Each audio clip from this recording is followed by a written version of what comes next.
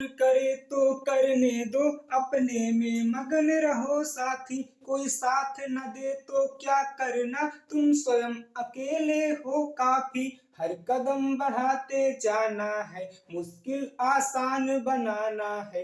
हर कदम बढ़ाते जाना है, मुश्किल आसान बनाना है। अब बारी है फूलो सुन लो, कांटों की नोक कुचलने की। जिद है इतिहास बदलने की, जिद है इतिहास बदलने की। जिद है इतिहास बदलने की, जिद है इतिहास बदलने की। तो जय हिंद प्यारे साथियों, कैसे हैं आप सभी। आई होप आप सभी अच्छे होंगे, स्वस्थ होंगे और आप सबकी पढ़ाई बहुत बेहतरीन तरीके से चल रही होगी। तो प्यारे साथी, आज हम पढ़ने वाले हैं पुष्प की संरचना के बारे में, यानी कि ये है आपका पुष्प। आज मैं पुष्प को लेकर आया हूं और आज इसके बारे में A to Z हम पढ़ने वाले हैं कि ये हमारे पेपर में कैसे पूछता है, इसका क्या, इसकी संरचना और इसके कार्य के बारे में आपके पेपर में पूछेगा, है ना। तो चलिए हम इसके बारे में बेहतर से समझने का प्रयास करते हैं। तो हम क्या पढ़ने वाले हैं प्यारे साथी, पुष्प के बारे में, है ना। हमें पढ़ना क्या है, हमें पढ़ना है पुष्प की संरचना, पुष्प की संरचना, पुष्प की संरचना एवं कार्य, पुष्प की संरचना एवं कार्य, है ना। आपसे क्या पूछेगा, आपसे एग्जाम में पूछेगा पुष्प की संरचना एवं कार्य बताइए उसका, है ना। तो उसके लिए आपको क्या करना होगा, पुष्प का एक संरचना बना देना होगा और उसके कार्यों का उल्लेख कर देना होगा, वही आपका हो जाएगा, है ना। अब देखिए पुष्प, पुष्प ना बच्चे क्या करते हैं एग्जाम में, किस तरह से बनाते हैं। एग्जाम में पुष्प ऐसे बना देंगे, इस तरह से। एग्जाम में बच्चे पुष्प इस तरह से, ये हो गया पुष्प, है ना। कुछ इस तरह से पुष्प बना के आ जाएंगे और ये हो जाएगा पुष्प। तो देखो एग्जाम में इस तरह से नहीं बनाना है पुष्प, है ना। एग्जाम में आपके इस तरह से पुष्प नहीं बनाना है। तो सर एग्जाम में फिर किस तरह से हम पुष्प बनाएंगे, तो समझिए एग्जाम में जो आपको पुष्प बनाना है वो दूसरे तरह से बनाना है ना। इस तरह से आप एग्जाम में पुष्प नहीं बनाएंगे। आपको सबसे पहले उसमें, आप सबसे पहले एक मादा जनन भाग बनाएंगे, है ना। मादा जननांग बनाएंगे, है ना, मादा भाग। तो सबसे पहले आप यहाँ पर मादा भाग बनाएंगे। ये आप पहले सबसे पहले मादा भाग बनाएंगे, उसके बाद नर भाग बनाएंगे, नर भाग बनाएंगे, है ना। मादा भाग बनाएंगे और उसके बाद क्या बनाएंगे, नर भाग बनाएंगे। उसके बाद यहाँ पर पुष्पासन, है ना, जिस पर आपका पुष्प टिका होता है, पुष्पासन बनाएंगे और यहाँ पुष्प वृंत हो जाएगा। एंड इसके बाद ये आपका क्या होगा, दल होगा, है ना।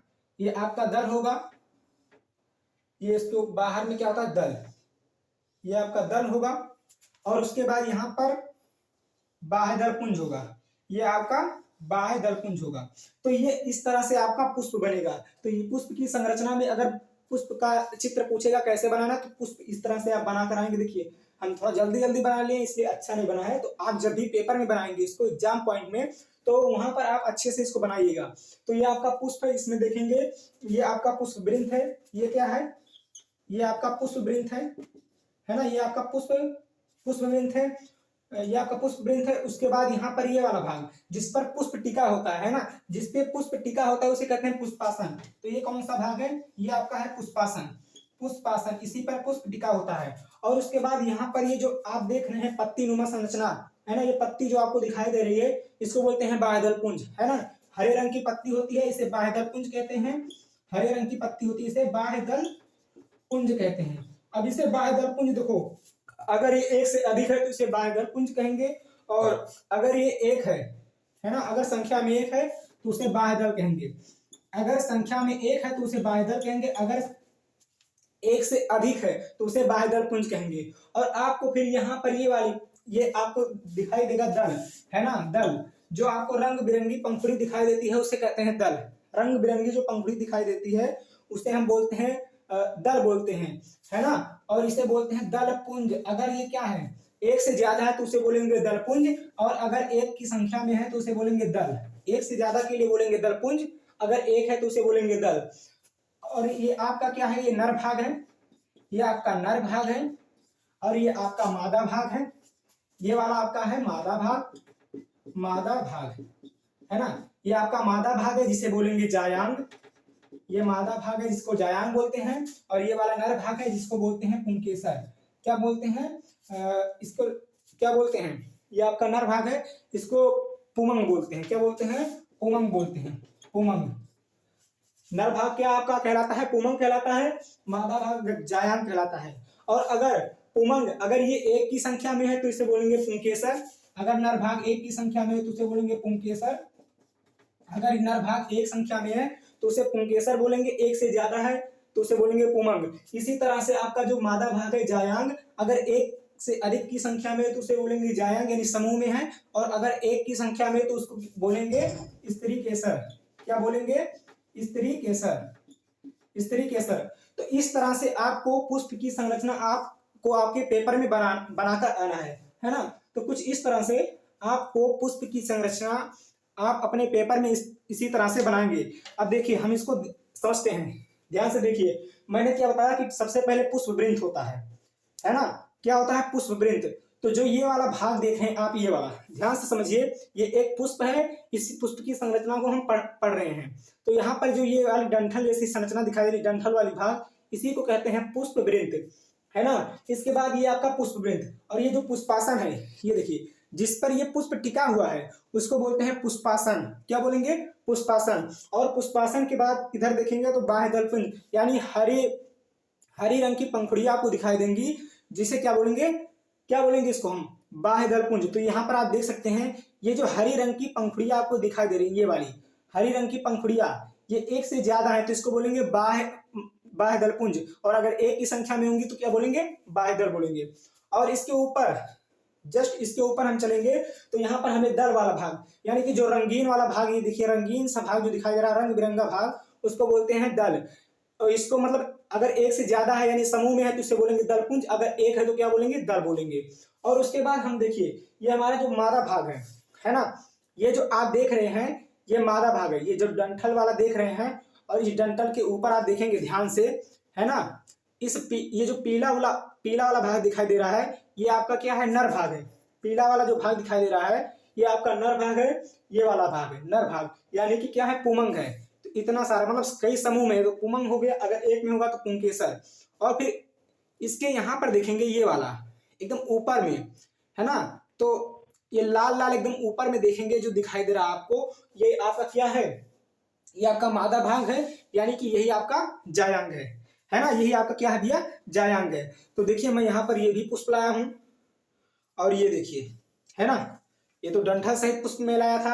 अब ये सबसे पहले आप पुष्प देखेंगे तो उसमें कई तरह से होते हैं। एक तो कली अवस्था में, यहाँ पर देखिए अभी कली अवस्था में है, एकदम कली अवस्था में अभी खिल रहा है ना। क्या हो रहा है? खिल रहा है। तो ये जो आपका बाह्य दलपुंज है, ये क्या करता है? ये कली अवस्था में पुष्प की सुरक्षा करता है। देख रहे हैं आप, ये कली अवस्था में क्या कर रहा है? पुष्प की सुरक्षा कर रहा है, अर्थात अभी क्या है? ये कली अवस्था में पुष्प को ढके रहता है। तो चलिए आगे समझते हैं। तो अगर आपसे पुष्प की संरचना के बारे में पूछेगा तो आप इस तरह से बना देंगे। अब हम इसके कार्यों के बारे में समझते हैं, है ना। चलिए अब हम समझते हैं पुष्प के जो अलग अलग भाग हैं, इसके कार्यों के बारे में समझते हैं। तो याद रखिएगा कि जो पुष्प है आपका, ये तने का रूपांतरित पररोग होता है ना। पुष्प आपका क्या होता है? पुष्प तने का रूपांतरित पररोग होता है। पुष्प आपका तने का रूपांतरित पररोग होता है। और पुष्प आपका वो भाग होता है जहां पर जनन की क्रिया होती है। पुष्प ही आपका वो भाग होता है जहां पर जनन की क्रिया होती है। तो चलिए इसको समझते हैं फटाफट से। देखिए हम पढ़ रहे हैं पुष्प के बारे में, हम पढ़ रहे हैं पुष्प के बारे में। तो देखिए पुष्प क्या है? तो पुष्प वो अंग है ना, पुष्प वो अंग है, पुष्प वो अंग है, पुष्प वो अंग है जहां जनन की क्रिया होती है ना, जनन की क्रिया होती है, जनन की क्रिया होती है। तो पुष्प आपका पौधे का वो भाग है, पुष्प पौधे का वो अंग है, यानी पौधे का वो भाग है जहां जनन की क्रिया होती है। और इस जनन में कौन सा जनन होगा? लैंगिक जनन। जनन में भी कौन सा जनन होगा? लैंगिक जनन होता है ना। तो आपसे क्वेश्चन पूछेगा कि पुष्प में कौन सा जनन होता है, तो लैंगिक जनन याद रखिएगा। पुष्प में कौन सा जनन होता है? लैंगिक जनन होता है। और पुष्प आपका क्या है? ये आपका तने का रूपांतरित पररोह है ना। तने का रूपांतरित पररोह है। पुष्प क्या है? तने का रूपांतरित पररोह है। तने को ही क्या बोलेंगे, यही आपका सॉरी पुष्प ही क्या है आपका तने का रूपांतरित पररोह भाग होता है। और पुष्प ही वो अंग होता है पौधे का जहां जनन की क्रिया यानी लैंगिक जनन की क्रिया होती है। और पुष्प को ही हम क्या कहते हैं, इसी को लैंगिक अंग कहते हैं। पुष्प को ही लैंगिक अंग कहते हैं जहां पर लैंगिक जनन की क्रिया होती है। अब ये पुष्प आपका दो तरह से होता है। एक तो होता है एक लिंगी पुष्प, एक होता है एक लिंगी पुष्प जिसमें या तो सिर्फ और सिर्फ मादा भाग होगा या तो सिर्फ और सिर्फ नर भाग होगा, है ना, यानी एक ही लिंग होगा तो उसे बोलेंगे एक लिंगी पुष्प। और दूसरा आपका है द्विलिंगी पुष्प, यानी कि इसमें नर भाग और मादा भाग दोनों होते हैं। तो एक लिंगी पुष्प किसे बोलेंगे, तो एक लिंगी पुष्प किसे बोलेंगे, तो जब किसी पौधे में यानी जब किसी पुष्प में या तो नर भाग या तो मादा भाग में से कोई एक होता है तो उसे बोलते हैं एक लिंगी पुष्प। और अगर किसी पुष्प में नर भाग और मादा भाग दोनों ही एक पुष्प होते हैं तो उसे बोलते हैं द्विलिंगी पुष्प। क्या बोलते हैं, द्विलिंगी पुष्प बोलते हैं। तो ये था पुष्प का कार्य, है ना, ये क्या था, पुष्प का कार्य था। तो पुष्प का काम क्या है भैया, पुष्प का काम आपका है पुष्प तने का रूपांतरित पररोह भाग होता है ना, और इसी में लैंगिक जनन की क्रिया होती है। पुष्प में ही लैंगिक जनन की क्रिया होती है।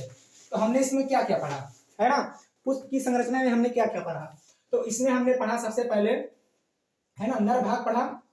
इसमें हमने सबसे पहले नर भाग पढ़ा। नर भाग किसे बोले हैं, पुंकेसर, है ना। नर भाग क्या कहलाता है, पुमंग। क्या कहलाता है, नर भाग हमारा पुमंग कहलाएगा, याद रखिएगा। नर भाग हमारा क्या है, पुमंग है। और दूसरा है मादा भाग, इसमें हमने पढ़ा मादा भाग। मादा भाग को क्या बोलेंगे भैया, जायांग बोलेंगे। मादा भाग को बोलेंगे जायांग, नर भाग को बोलेंगे पुमंग। और इसमें हम क्या बोलते हैं, जो रंग बिरंगी पंखुड़ियां होती हैं, रंग बिरंगी पंखुड़ियां, रंग बिरंगी पंखुड़ियां, रंग बिरंगी पंखुड़ियां होती हैं, उनको क्या बोलते हैं, दलपुंज बोलते हैं।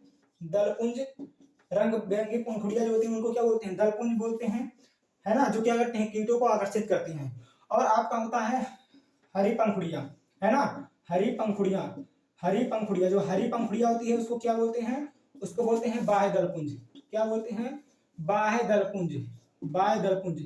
तो हमने क्या क्या पढ़ा, नर भाग पढ़ा, मतलब एक पुष्प में हमने क्या क्या देखा कि पुमंग होता है, नर भाग पुमंग होता है, मादा भाग जायांग होता है, रंग बिरंगी पंखुड़ियां होती हैं जिसे हम क्या कहते हैं, दलपुंज कहते हैं। और हरी पंखुड़ियां होती हैं जिसको हम बाह्य दलपुंज कहते हैं, है ना। आप देखते हैं पुष्प के कितने भाग होते हैं, है ना। पुष्प को दो भागों में बांटा गया है ना।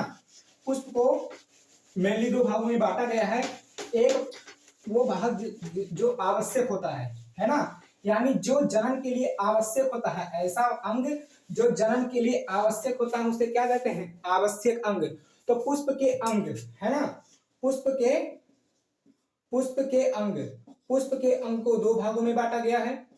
कौन कौन से, जैसे हमारा शरीर है। अब शरीर में हमारा ये क्या हो गया, ये हमारा पूरा खोपड़ी वाला सिरा हो गया। अब इस खोपड़ी वाला भाग हो गया, इसमें कई अंग है ना। ये नीचे धड़ वाला भाग हो गया, इसमें कई सारे अंग हैं। तो उसी तरह से जो पुष्प के अंग हैं इसको दो तरह से बांटा गया है। एक तो वैसा अंग जो जनन के लिए आवश्यक है, यानी अगर वो नहीं है तो उसके बिना जनन की क्रिया नहीं होगी। और दूसरा वो अंग, है ना, जो जनन में सहायता करते हैं। तो जो जनन में सहायता करेंगे उसे बोलेंगे सहायक अंग, जो जनन में सहायता करेंगे उसको बोलेंगे सहायक अंग, है ना। और जो जनन में सहायता करेंगे उसे क्या बोलेंगे, सहायक अंग। और जो जरूरी होते हैं, है ना, जो जनन के लिए मतलब जो पुष्प में जरूरी होते हैं उसको क्या बोलेंगे, तो उसे बोलेंगे आवश्यक अंग। तो एक तो होगा आपका आवश्यक अंग और दूसरा आपका होगा सहायक अंग।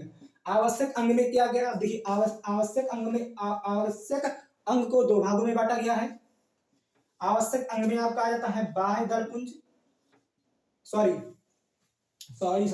आवश्यक अंग में आपका आ जाता है पुमंग, है ना। आवश्यक अंग में क्या आ जाता है, पुमंग, नर भाग पुमंग आ जाता है। और दूसरा मादा भाग जायांग, सहायक अंग में आपका क्या क्या आ जाता है ना, जो जनन में सहायता करते हैं वो कौन कौन से अंग हैं, तो एक तो आपका है बाह्य दलपुंज, बाह्य दलपुंज जो कि क्या करते हैं, जन्म में सहायता करते हैं, और दूसरा है दलपुंज। क्या है? दलपुंज। अब ध्यान से समझिए, पुष्प के दो अंग होते हैं, एक तो आवश्यक अंग और दूसरा सहायक अंग। आवश्यक अंग वे अंग होते हैं जो जनन क्रिया में आवश्यक होते हैं, मतलब जिनके बिना जनन की क्रिया नहीं हो सकती है, वो आवश्यक अंग होते हैं। और सहायक अंग वे अंग होते हैं जो जनन क्रिया में सहायता करते हैं, है ना। अगर ये नहीं भी रहेंगे तो भी जनन की क्रिया हो सकती है। तो सहायक अंग दो होते हैं, एक बाह्य दलपुंज होता है और एक दलपुंज होता है। आवश्यक अंग दो होते हैं, एक तो पुष्प का नर भाग जिसे पुमंग कहते हैं, और दूसरा पुष्प का मादा भाग जिसे जायांग कहते हैं।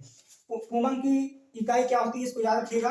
पुमंग की जो इकाई होती है उसे पुंकेसर कहते हैं। पुमंग की इकाई को पुंकेसर कहते हैं। जायांग की इकाई को स्त्रीकेसर कहते हैं। जायांग की इकाई को स्त्रीकेसर कहते हैं। और बाह्य दलपुंज की इकाई को बाह्यदल कहते हैं, है ना। बाह्य दल पुंज की इकाई को बाह्यदल कहते हैं और दलपुंज की इकाई को दल कहते हैं। तो ये आपसे एग्जाम में सीधा क्वेश्चन पूछेगा कि बाह्य दलपुंज की इकाई क्या है, तो बाह्यदल, दलपुंज की इकाई दल, जायांग की इकाई स्त्रीकेसर और पुमंग की इकाई पुंकेसर, है ना। तो ये पुष्प के अंग में दो मुख्य अंग हो जाते हैं, है ना।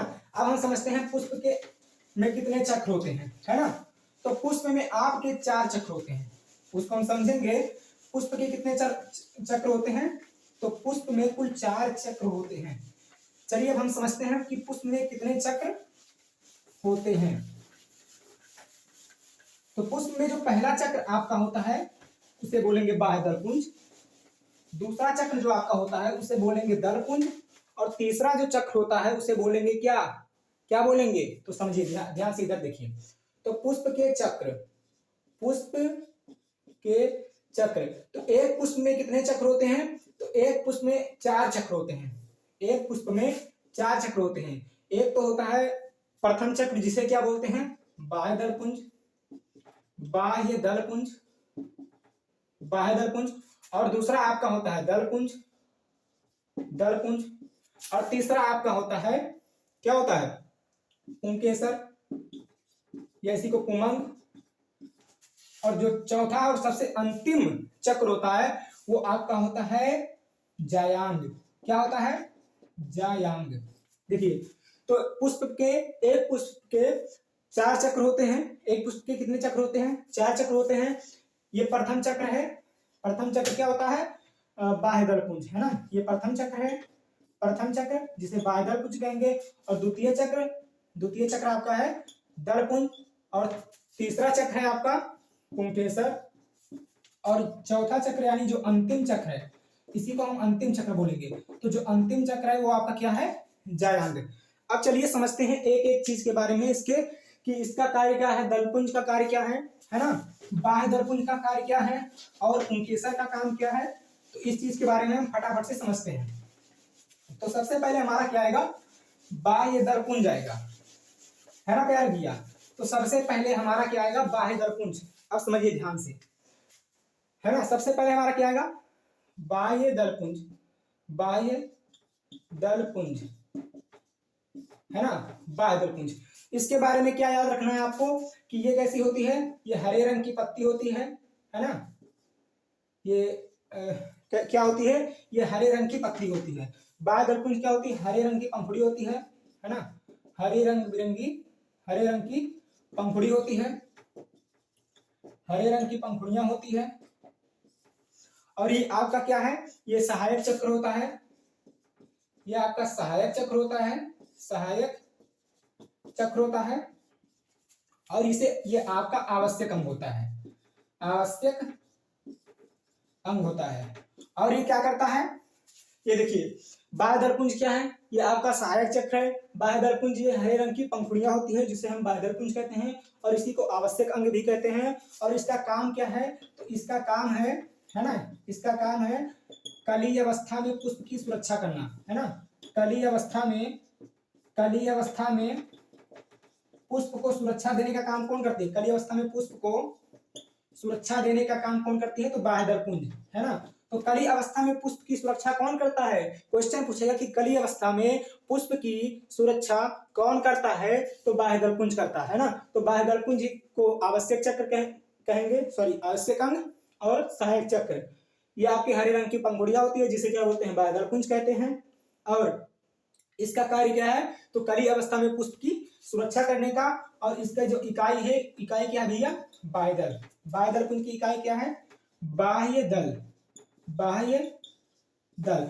तो ये आपको बाह्य दलपुंज के बारे में ये 5 पॉइंट आपको याद रखना है कि सबसे पहले तो सहायक चक्र है, ये हरे रंग की पंखुड़ियां होती है और ये आवश्यक अंग है ना। इसका काम क्या है, तो कली अवस्था में पुष्प की सुरक्षा करना।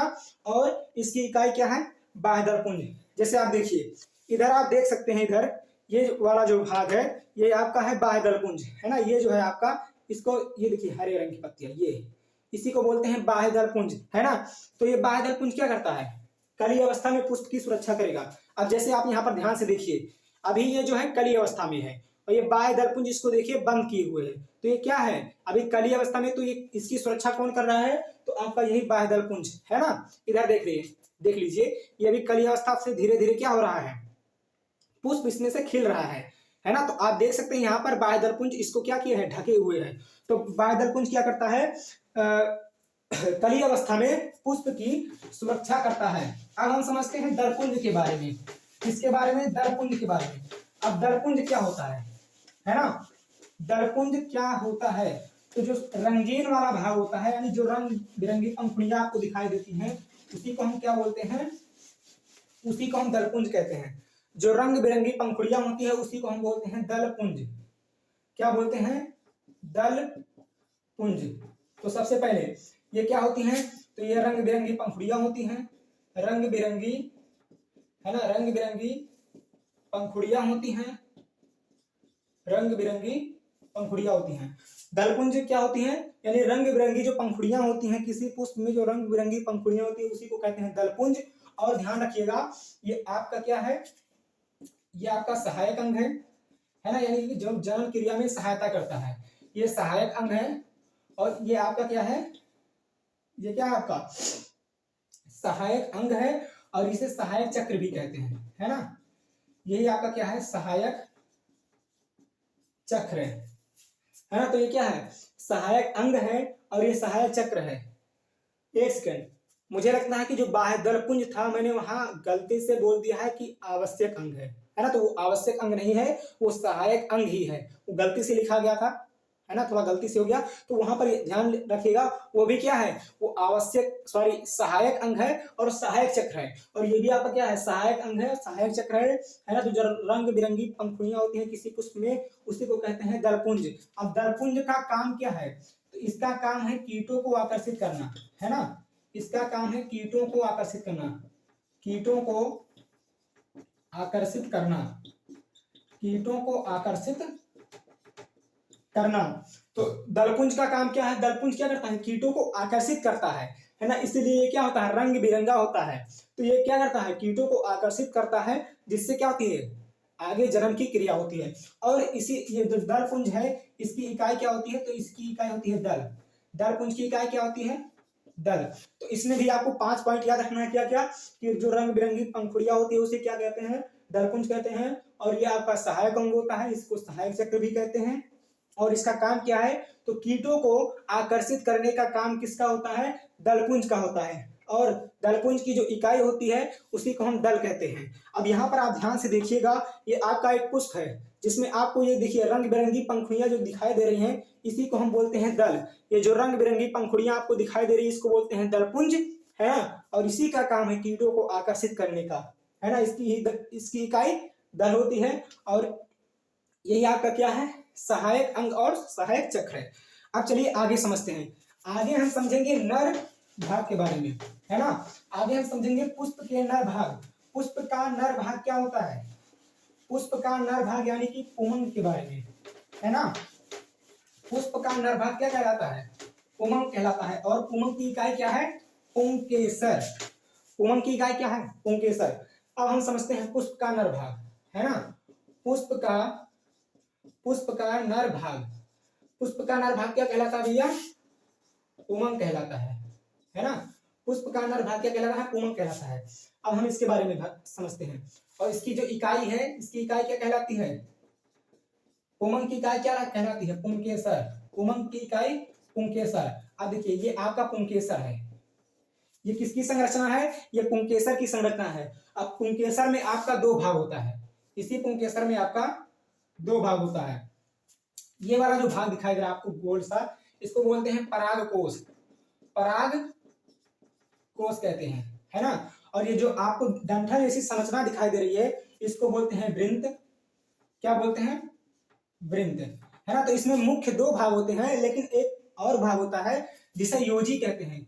यहाँ पर जो पराग कोश और वृंत को जोड़ने का काम करता है कौन? योजी, है ना। जैसे हमारा सर और धड़, सिर और धड़ किसके द्वारा जुड़ा है? गर्दन के द्वारा।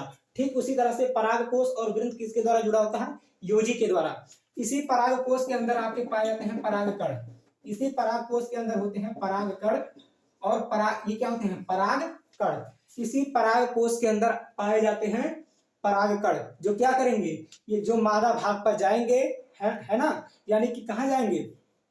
स्त्री केसर पर जाएंगे और फिर वहां निषेचन की क्रिया अंडाशय में होगी। तो याद रखिएगा, पुष्प का नर भाग जो पुमंग कहलाता है, इसकी इकाई पुंकेसर होती है ना। इसके मुख्य दो भाग होते हैं, एक तो होता है पराग कोश, पराग कोश, और दूसरा होता है आपका वृंत, पराग कोश और वृंत। पराग कोश के अंदर ही क्या होता है? परागकण बनते हैं, परागकण बनते हैं। पराग कोश के अंदर ही परागकण बनते हैं, जो कि निषेचन क्रिया में सहायता करते हैं, मतलब जो निषेचन क्रिया जिसमें आगे चलकर होती है। और देखिए, पराग कोश और वृंत योजी के द्वारा आपस में जुड़े होते हैं, है ना। तो ये हो गया पुष्प का नर भाग। एक पुमंग के बारे में अगर आपको लिखना है तो आप इतना लिख दीजिएगा, है ना, कि पुमंग ये पुष्प का नर भाग होता है। और इसमें आप लिख दीजिएगा, जो हमारा पुमंग है ये क्या होता है? आवश्यक अंग होता है। पुमंग क्या है? तो पुमंग आवश्यक अंग है, और इसे आवश्यक चक्र भी कहते हैं, आवश्यक चक्र भी है ना। आवश्यक आवश्यक चक्र, तो आवश्यक चक्र और आवश्यक अंग कौन सा है आपका? तो पुमंग है। कौन सा आपका? पुमंग, यानी कि पुंकेसर, जिसकी इकाई क्या है? पुंकेसर। तो यह है पुमंग के बारे में। तो यहाँ पर देखिए ध्यान से, मैं फिर से इस पुष्प को लेता हूँ, आप इस पुष्प में ध्यान से देखिए। अब इस पुष्प में आपको ये जो पीला वाला भाग दिखाई दे रहा है, इसमें ढेर सारी पीली पीली जो भाग दिखाई दे रही हैं, और उसमें एक डंठल की सहायता से जो पीली भाग है, ये मतलब पीला पीला जो भाग है वो जुड़ा हुआ है। तो यही आपका क्या है? ये ढेर सारा जो दिखाई दे रहा है, इसी को बोलते हैं पुमंग। पुमंग यानी कि पुंकेसर। तो यही आपका क्या है? नर जनन भाग है। यही क्या है? यही आपका नर नर जनन भाग है ना। इसी के अंदर आपका ये पीला वाला भाग जो है उसको कहते हैं पराग कोश, और ये डंठल, और जिस डंठल के द्वारा आगे ये गया है उसको बोलते हैं वृंत, है ना।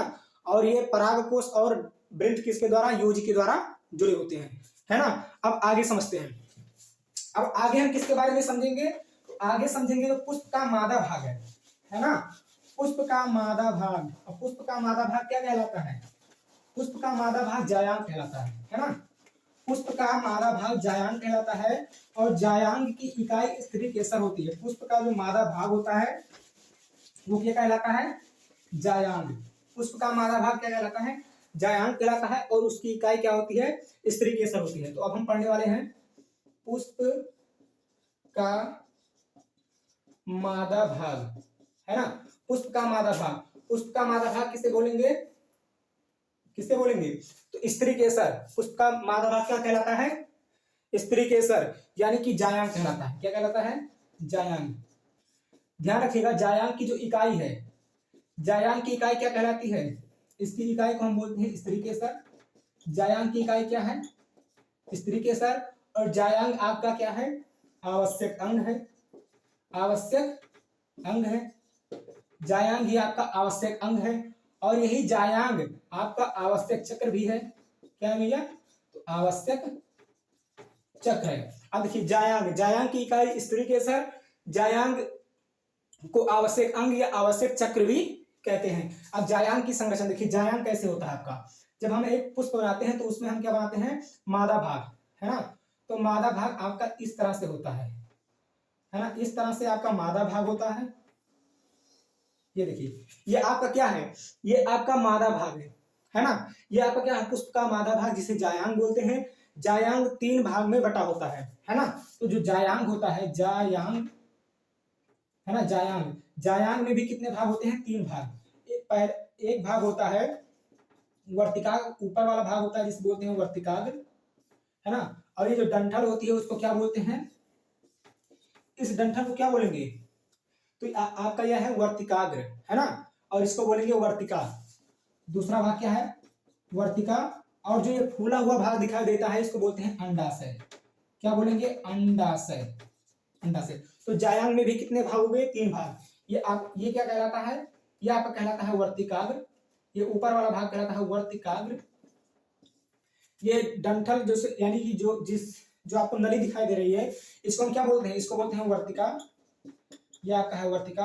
और ये है अंडाशय। क्या है, अंडाशय।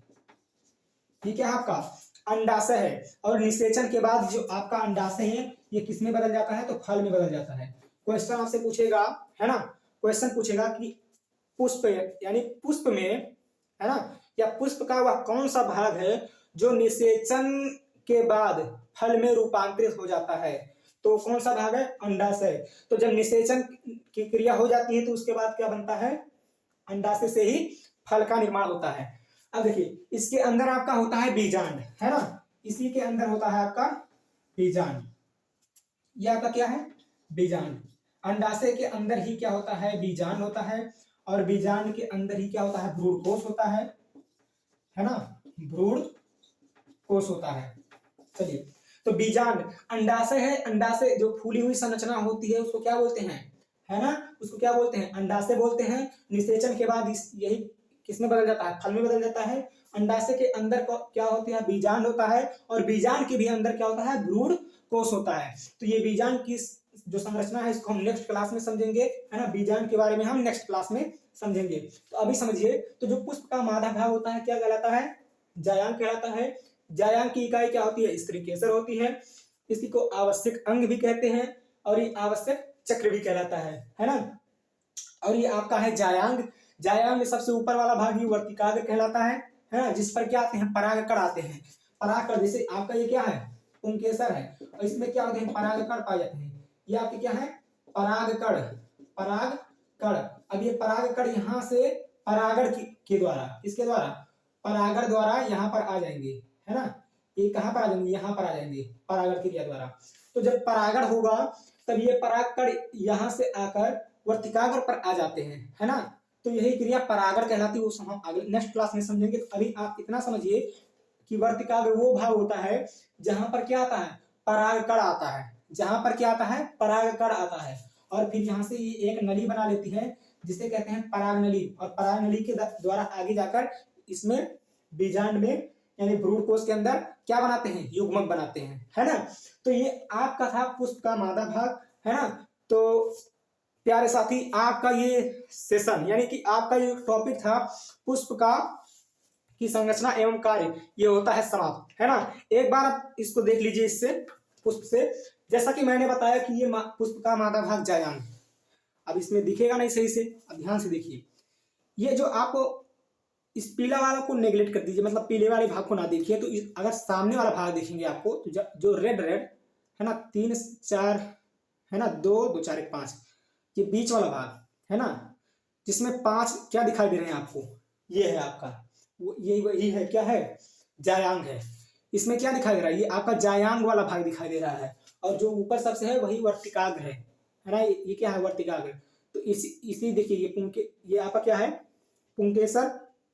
पुंकेसर बोले तो पुमंग, और ये आपका है जायांग। अब इसी पुंकेसर के इस पे किस पर, तो जो परागकोश होता है, इसी परागकोश से क्या निकलेगा, परागकण।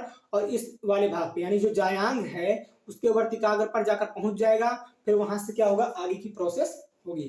तो प्यारे साथी, आई होप, आशा करता हूं कि आपको ये टॉपिक काफी अच्छे से समझ में आया होगा। मैंने आपको समझाने की पूरी कोशिश की है। और अगर आपको ये वीडियो अच्छा लगता है तो एक लाइक कर दीजिए, आप प्यारा सा कमेंट कर दीजिए। तो मिलते हैं नेक्स्ट वीडियो में, तब तक के लिए जय हिंद।